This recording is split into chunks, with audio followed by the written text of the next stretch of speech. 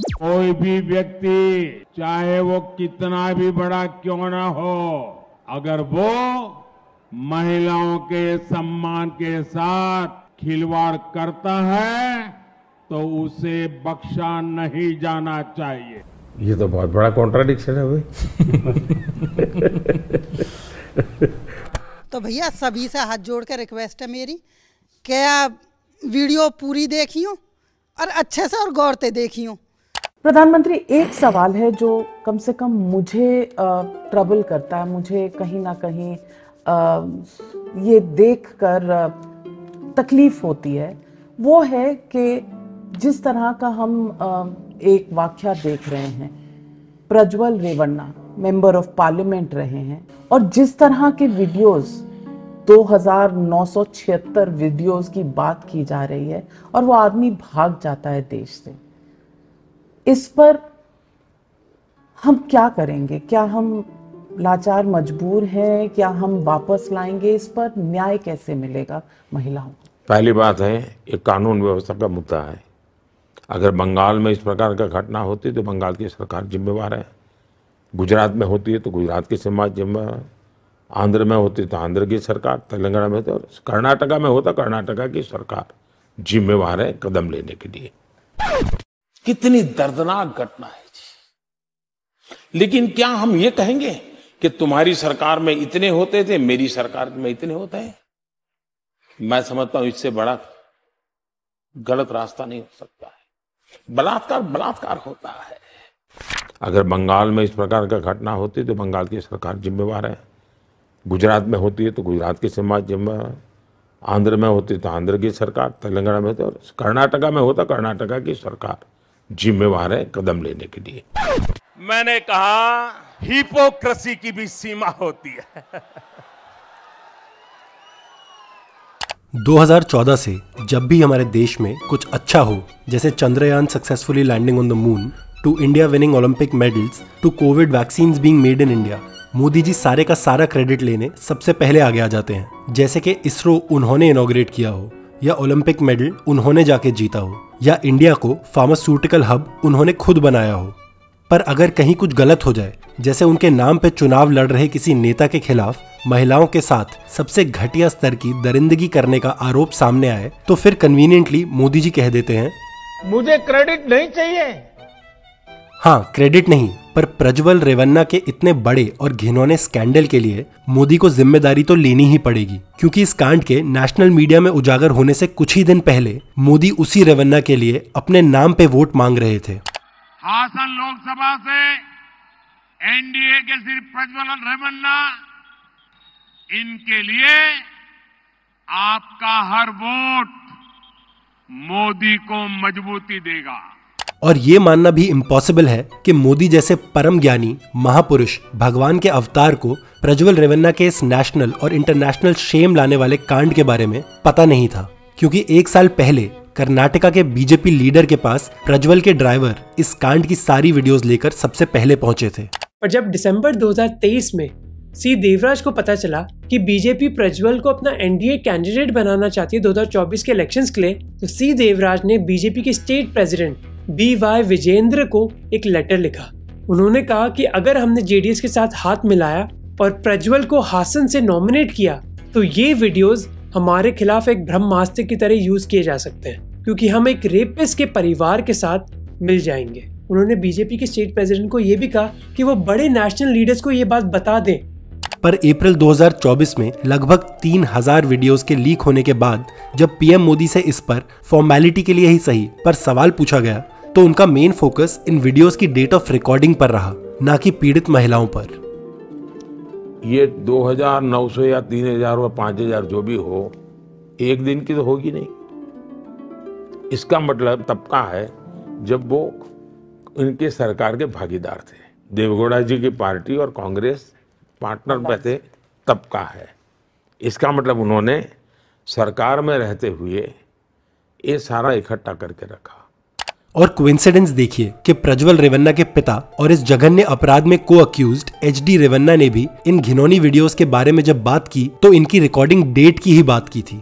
और उन्होंने कहा कि वो वीडियोस रिलीज करे गए हैं जो 4-5 साल पुराने हैं। तो HD रेवन्ना के हिसाब से वीडियोस में कोई प्रॉब्लम नहीं है, प्रॉब्लम यह है कि 4-5 साल पुराने हैं। अब यहाँ एक रिस्पॉन्सिबल और मॉरल प्राइम मिनिस्टर शायद अपनी गलती मानते हुए फोकस इस चीज पर करता कि उन औरतों की सेफ्टी, सिक्योरिटी और इमेज का ध्यान रखना इस वक्त सबसे ज्यादा इम्पोर्टेंट है, जिनका चेहरा बिना ब्लर किए इन वीडियोस को लीक किया गया है और जिनको अब अपना घर छोड़कर अपनी इज्जत बचाने के लिए गायब होना पड़ रहा है।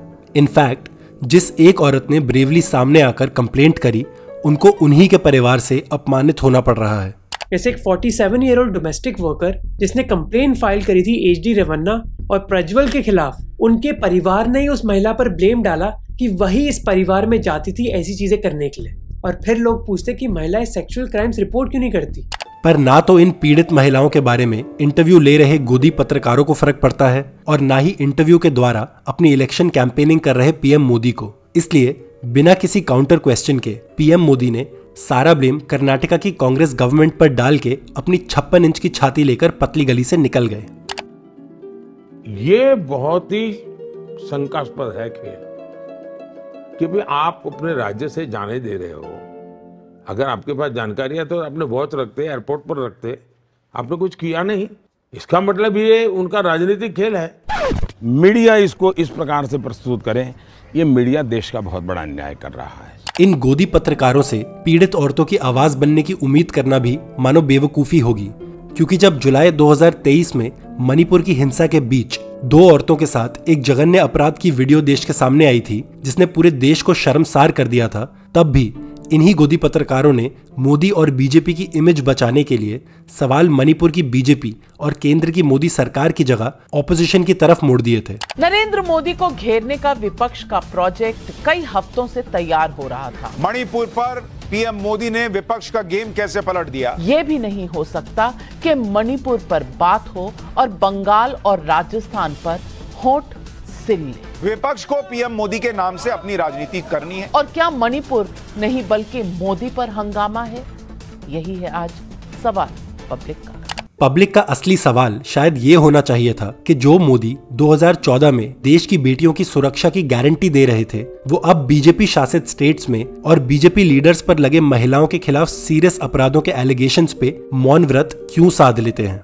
आप जब वोट करने जाए तब पल भर के लिए उस निर्भया को याद करना जिसके कारण आपको दिल्ली की हर बहन बेटी याद आएगी और तब जाकर के कमर के निशान पर वोट दबाना। पर अब जब मोदी पीएम है तो एक आम बहन बेटी तो छोड़ दीजिए, पर देश की ओलंपिक मेडल विनिंग रेसलर्स ने भी जब बीजेपी एमपी और wrestling federation president bridge Bhushan पर बेहद सीरियस एलिगेशंस लगाते हुए ऑलमोस्ट 1 साल तक प्रोटेस्ट किया और कई महीने सड़क पर गुजारे, तब भी पीएम मोदी चुप ही रहे। क्या आप अब इस्तीफा देंगे? क्यों दे इस्तीफा? इस्तीफा नहीं देंगे? क्यों दे इस्तीफा? इस्तीफा किस बात की मांग रहे हैं आप? 6 आपके खिलाफ आप इस तरह से कैसे बात कर सकते हैं? 6 आपके खिलाफ केसेस दायर हो चुके, क्या कहना चाहेंगे आप इस पे? 6 केसेस दायर हो चुके जिसमें सेक्सुअल हैरेसमेंट और ये भी कहा गया है कि लगातार सेक्सुअल हैरेसमेंट किया गया आपने उनको। प्रोटीन पाउडर जब दे रहे थे तब भी आपने प्रोटीन सप्लीमेंट देने के इसमें किया गया। बल्कि पुलिस के द्वारा इंटरनेशनल लेवल पर देश की शान बढ़ाने वाले रेसलर्स को सड़क पर घसीटा गया और ब्रिजभूषण के खिलाफ एक एफआईआर तक रजिस्टर करवाने के लिए सुप्रीम कोर्ट को बीच में आना पड़ा था। इस देश में एक थाने में एफआईआर लिखवाने के लिए सुप्रीम कोर्ट को बीच में आना पड़ा। और विनेश, ये तो मेरे ही परिवार की है।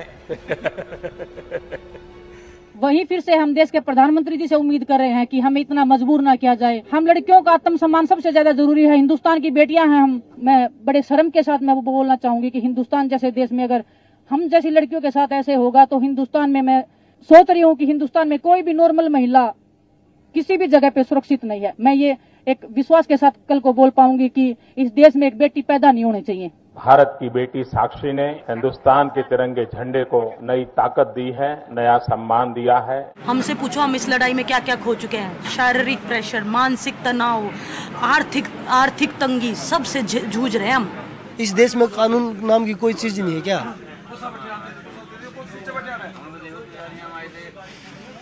और बजरंगी इंटरनेशनल कॉम्पिटिशन्स में मेडल लाने पर रेसलर्स के साथ अपनी वीडियो बनवाने वाले पीएम मोदी के राज में बृजभूषण ने रेसलिंग फेडरेशन ऑफ इंडिया से नाम का रेजिग्नेशन जरूर दिया, पर फिर अपने राइट हैंड मैन को प्रेसिडेंट बनवा दिया, जिसके सदमे से Olympic medal winner Sakshi Malik ने रेसलिंग ही त्याग दी थी। और एक बात और कहना चाहूंगी कि लड़ाई लड़ी, पूरे दिल से लड़ी, लेकिन अगर प्रेसिडेंट बृजभूषण जैसे आदमी जैसा ही रहता है, उसका बिल्कुल सहयोगी है, उसका बिजनेस पार्टनर है, वो अगर इस फेडरेशन में रहेगा तो मैं अपनी कुश्ती को त्यागती हूँ और मैं आज के बाद कभी भी आपको वहां नहीं दिखूंगा। और ये मेरी जीत नहीं है, देश के पहलवानों की जीत है।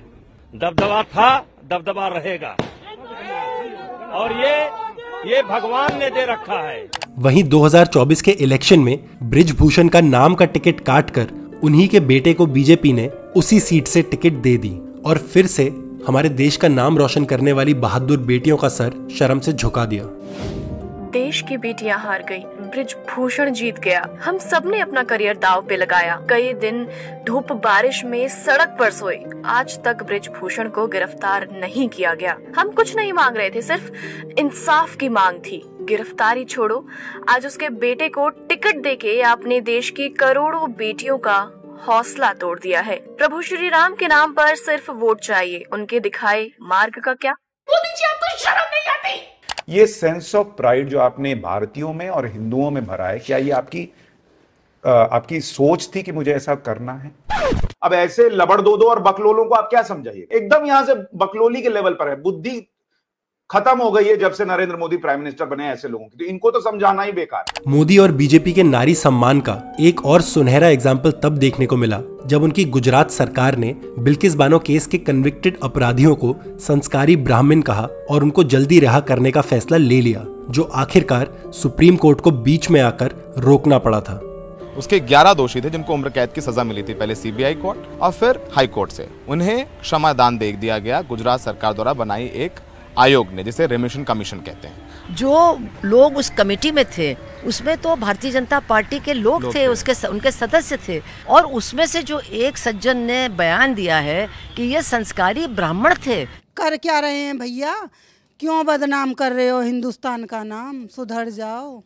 2024 के इलेक्शन में भी नारी शक्ति के नाम पर वोट मांगने का काम पीएम मोदी ने हिंदू औरतों को डराकर उनके मंगलसूत्र और स्त्री धन छीनकर मुसलमानों में बांटने वाले फेक न्यूज के बेसिस पर किया। उनको लगता है इससे लोग भड़केंगे, वोट मिलेगा, और उनका इरादा है भड़काना, और अब वो पूरी तरह फर्जी बातों पर ही निर्भर है। और ऑपोजिशन के खिलाफ बोला गया पीएम मोदी का ये बेशर्मी भरा कम्युनल झूठ किसी भी गोदी पत्रकार ने एक्सपोज करने की कोशिश भी नहीं की, क्योंकि जब इन पत्रकारों को झुकने के लिए कहा गया तो वो रेंगने लगे थे। और ये दोनों वापस आए प्रधानमंत्री मोदी का इंटरव्यू करके। सबसे पहले तो कांग्रेचुलेशंस, मुबारक हो, बहुत ही कैंडिड इंटरव्यू किया है आपने। बड़ी बात ये थी कि आज प्रधानमंत्री रिलैक्स थे और जिसको कहते हैं ना कि बिल्कुल कैंडिड गपशप के मूड में थे, फ्रीली बात कर रहे। अगर आप उसको आजकल की भाषा में कहें तो नो फिल्टर एंड कूल। अब मोदी कूल तो रहेंगे ही जब उन्होंने खुद ये इंटरव्यू फिक्स कर रखा है, और वो जानते हैं कि ये कोई नहीं पूछेगा कि आपके 2014 में पीएम बनते ही पार्लियामेंट से सारे क्रिमिनल्स को हटा देने वाले वादे का क्या हुआ। मैंने मन में ठान ली है कि इस बार जो भी एमपी चुन करके बैठे हुए हैं, किसी भी दल के क्यों ना हो, भारतीय जनता पार्टी के होंगे तो भी, जिन पर ऑलरेडी केसेस दर्ज हुए हैं, सुप्रीम कोर्ट को मैं रिक्वेस्ट करूंगा कि इन सब के लिए स्पेशल कोर्ट तय करे, और ये जितने इनके क्रिमिनल केसेस हैं इसका जजमेंट 1 साल में दे दे, ताकि एक बार अगर जो गुनहगार होगा और गुनाह सिद्ध हो जाएगा तो जेल चला जाएगा, तो उसकी सीट खाली हो जाएगी, तो नॉन क्रिमिनल व्यक्ति उस सीट को भरेगा। ऐसा करने से पॉलिटिक्स में क्रिमिनल जो लेयर आया है वो हट जाएगा। 2009-2019 के बीच लोकसभा एमपीज जिन पर क्राइम अगेंस्ट विमेन के आरोप है, उनका नंबर 850% तक बढ़ गया। कितनी शर्मनाक बात है कि 140 करोड़ लोगों के देश में वो लोग हमें रिप्रेजेंट कर रहे हैं पार्लियामेंट में जिन पर सीरियस क्राइम्स के आरोप है। लोकतंत्र में ये दोगलापन क्यों? ऐसे दोगलापन नहीं चल सकता है जी। मेरा मुद्दा वो नहीं है। मेरा मुद्दा है किसी भी गुनहगार को बख्शा नहीं जाना चाहिए। हमारे देश में एक खेल बंद होने चाहिए। मेरा साफ मत है कि ऐसे अत्याचारियों को जरा भी बख्शा नहीं जाना चाहिए। कठोर से कठोर सजा होनी चाहिए। तो करो ना भाई, कोई इफ्स एंड बट्स नहीं होना चाहिए। बस अब नो इफ्स एंड बट्स के साथ मोदी के न्यू इंडिया में उस दिन का इंतजार बाकी है जब विमेन सेफ्टी के मुद्दे पर देश में जब भी कोई सवाल उठेगा तो किसी सेंसिबल, रैशनल, फैक्चुअल डिस्कशन की जगह बस ये बीजेपी का एड चला दिया जाएगा।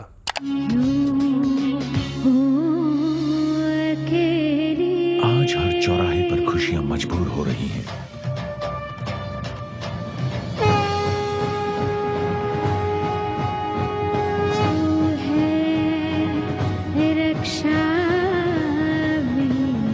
आओ खुशियों की रक्षा करें, मोदी जी को जिताएं, भारत को श्रेष्ठ बनाएं। इस वीडियो के सामने आने के बाद सवाल तो बनता ही है, अगर हम करें तो करें क्या, बोले तो बोले क्या। As the BJP says, Modi है तो मुमकिन है। People of India clearly trust Narendra Modi, which is why when he just says in that baritone of his, Modi की गारंटी है, मोदी की गारंटी पूरे होने की भी गारंटी है, then clearly the voters believe him more than they've ever believed any other contemporary leader. आप लोग बहुत प्रेशर में रहते हैं मीडिया में। ये एक इकोसिस्टम ने इतना प्रेशर बना दिया है कि आपको भी उनके दबाव में, उनकी भाषा में सवाल पूछने पड़ते हैं और उसके कारण देश के लिए जो जरूरी सवाल होते हैं वो आपके भी छूट जाते हैं। वाकई भी गलती न्यूज वाले ने की है। मैं न्यूज वाले पे ही थोपूंगी। यह बात है